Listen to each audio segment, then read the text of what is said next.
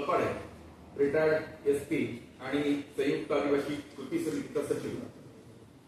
आज पत्रकार परिषद घेण्याचा उद्देश असा आहे, रविवारी 15 सप्टेंबरला माननीय मुख्यमंत्री यांच्या अध्यक्षतेखाली एक मीटिंग झाली।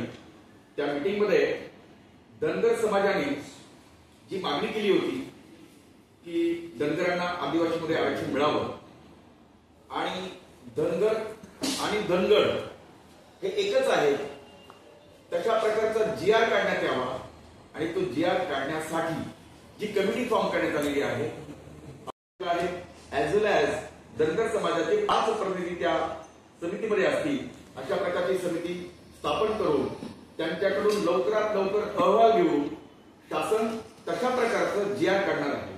पहिल्यांदा शासनाच्या या कृतीचा मी निषेध करतो, धिक्कार करतो। मित्रहो, आजपर्यंत बऱ्याच जातींनी आदिवासी जमातींच्या नामसाधरणाचा फायदा घेऊन आदिवासीमध्ये ऑलरेडी घुसखोरी केलेली आहे। ती संख्या काही लाखात आहे। एका बाजूला आदिवासींना न्याय देण्याऐवजी त्या घुसखोरांना बाहेर काढून आमच्या आदिवासींना नोकऱ्या देण्याऐवजी शासन एका बाजूला एक आमच्यावर अन्याय करत सुटलेला आहे। उदाहरणार्थ, मागे कोळी समाजानं जे ओबीसी मध्ये किंवा एसबीसी मध्ये आहे, जे आदिवासी नाही, अशा लोकांनी नामसाधरणाचा फायदा घेऊन आजपर्यंत बऱ्याच नोकऱ्या बळकावलेल्या आहेत। आमची मागणी आहे, 1.25 लाख जी घुसखोरी पहिलं बाहेर काढा, आमच्या लोकांना नोकऱ्या द्या। तिथे राहिलंच बाजूला त्यांच्या मिटिंग लावून त्यांना सुलभतेने जातीची दाखले देण्यात यावे, अशा प्रकारचे जीआर काढले। त्यानंतर त्यांना पडताळणी सुलभतेने मिळावी, अशा प्रकारची मिटिंग लावली होती, ती आम्ही उधळून लावली। पुन्हा धनगर समाज गेले कित्येक वर्ष, याला इतिहास आहे, ते 78-79 पासून वाढतायत, मागणी करतायत की आम्हाला आदिवासींच्या सवलती मिळाव्या। पण आपल्याला सांगावंच वाटतं की अगदी राज्य शासनाने तसा ठराव केला 78-79 साली, केंद्रात पाठविला, तो देखील मान्य केला गेला नाही। त्यानंतर अलाहाबाद हायकोर्टात सुद्धा यांच्या संघटनेची मागणी होती, ती फेटाळण्यात आली। आपल्या मुंबई हायकोर्टात सुद्धा फेटाळण्यात आली। ते सुप्रीम कोर्टमध्ये गेले। त्यांची एक संघटना आहे, अहिल्यादेवी होळकर संघटना आहे, सामाजिक संघटना, त्यांचे अध्यक्ष आमचे मित्रच रिटायर्ड आई मधू शिंदे साहेब आहेत। तर तिथे सुप्रीम कोर्टात सुद्धा ही मागणी फेटाळण्यात आली आणि Tata institute of social sciences यांनी देखील अशा प्रकारचा अहवाल दिलेला आहे की धनगर हे आदिवासी नाही। त्याचबरोबर TRTI tribal research and training institute Pune, जी महाराष्ट्र शासनाची आहे, त्यांनी सुद्धा तशा प्रकारचा अहवाल दिलाय की धनगर हे आदिवासी नाही। हे सगळं असताना सुद्धा धनगर समाज प्रत्येक ठिकाणी कायदेशीर लढतोय, चांगली गोष्ट आहे। परंतु त्यांना माझी विनंती राहिली की कायद्याने तुम्हाला NT क मध्ये ज्या सवलती दिलेल्या आहेत त्या तुम्ही वाढवून घ्या, काही म्हणणं नाही। परंतु आजपर्यंत जो तो प्रत्येक जण आदिवासीमध्ये घुसतो। धनगर समाजात माझी विनंती राहील की तुम्ही जे म्हणताय धनगड आणि धनगर हे एक नाहीतच, पण यापुढे मला जाऊन खुलासा करावा असं वाटतो।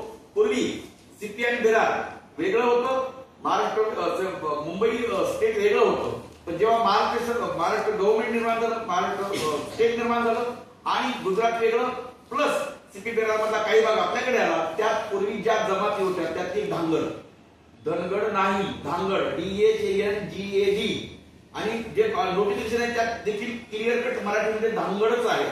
त्यामुळे त्यांनी जो स्टँड घेतला आहे नामसाधरणाचा काहीतरी फायदा घेऊन त्यांना ज्या काही मागणी करतात ती चुकीची आहे आणि ती साफ खरं म्हणजे इलिगल आहे। मित्रांनो, धांगड जमात आजही महाराष्ट्रात नसती, पण पूर्वीच्या CP आणि बेरारचा जो काही भाग आहे, ओरिसा असेल, त्यानंतर तुमचा बिहार असेल, झारखंड असेल किंवा मला वाटतं छत्तीसगड असेल, या भागात धांगड जमात जी ओरावची उपजमात आहे ती आजही अस्तित्वात आहे। महाराष्ट्रात जरी नसली तरी पूर्वीचे काही तिकडच्या यादीमध्ये CP आणि बेरारच्या यादीमध्ये आपल्याकडे आलेलं आहे। आमची शासनाला विनंती राहील की तुम्ही आजपर्यंत 30चा अहवाल असेल, TRTIचा अहवाल असेल, मुंबई हायकोर्टचा निर्णय असेल, सुप्रीम कोर्टचा निर्णय असेल, तो मान्य करावा आणि कुठलाही इलिगल अनैतिक असा कुठलाही जीआर काढू नये, अन्यथा आदिवासी समाज पेटून उठल्याशिवाय राहणार नाही आणि प्रचंड प्रमाणामध्ये संपूर्ण महाराष्ट्रामध्ये मोठमोठे आंदोलन होतील, अशी मी या प्रसंगी आपल्याला शासनाला इशारा देतो। कारण मला सांगावं वाटतं की महायुतीमध्ये आजही जवळजवळ 10 आमदार भाजपचे आहेत, म्हणजे तुम्हाला जर राजकारणच करायचं असेल तर राजकारण एका बाजूला तुम्ही जेव्हा बेरीज करायला जाल तेव्हा तुम्ही नक्कीच वजाबाकी होईल. राजकीय प्रश्नांना राजकीय उत्तर द्यायची असतील तर मी आपल्याला या महायुतीला किंवा या शासनाला ठणकावून सांगतो, तुम्ही बेरीज करायला जाल पण धनगर समाजाचा वेगळा आराखडा आहे. 85 ठिकाणी त्यांचं मेजॉरिटी आहे. जर तुम्ही धनगरांना आदिवासीमध्ये घ्याल तर त्या 85 जागा आधी या 25 आदिवासीचे आमदार सगळ्यांची बेरीज करून त्यांना राज्य ताब्यात द्यायचे. तुम्हाला कोणतं परवडते तुम्ही ठरवा. आणि म्हणून माननीय मुख्यमंत्री महोदयांना माझी विनंती आहे, आपण अशा प्रकारचा निर्णय घेऊ नये. ही समिती ताबडतोब बरखास्त करावी आणि आदिवासींना न्याय द्यावा अशी विनंती करतो. थांबतो. जय बिरसा, जय राघोजी.